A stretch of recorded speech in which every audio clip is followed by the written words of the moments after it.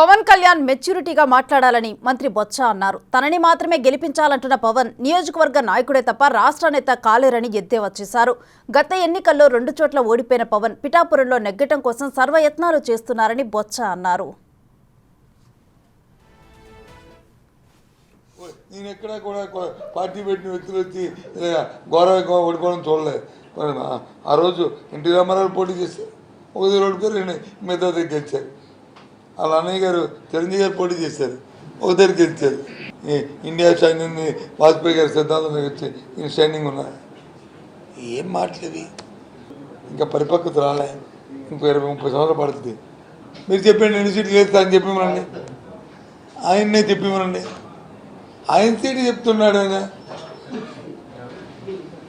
ఈ ఒక్కసారి నన్ను గెలిపించండి, నన్ను అసెంబ్లీ పంపించండి అని ఆయన పంపించమని, మిగతా పార్టీని కాదు. పిఠాపురంలో పార్టీ గురించి చెప్పారా, వ్యక్తిగతం చెప్పారా? ఆయన రాష్ట్ర నాయకుడా, పార్టీ నాయకుడు కదా, మా అధ్యక్షుడు కదా. మా పార్టీని గెలిపించండి, పిఠాపురంలో నేను పోటీ చేస్తున్నాను, నాకు అవకాశం వస్తే పిఠాపురాన్ని అందరూ విక్కిస్తాను, బంగారు బాట వేస్తానంటే పర్వాలేదు, నన్ను గెలిపించండి, నాకు ఒక ఛాన్స్ ఇవ్వండి, నాకు అసెంబ్లీలో అవకాశం ఇవ్వండి.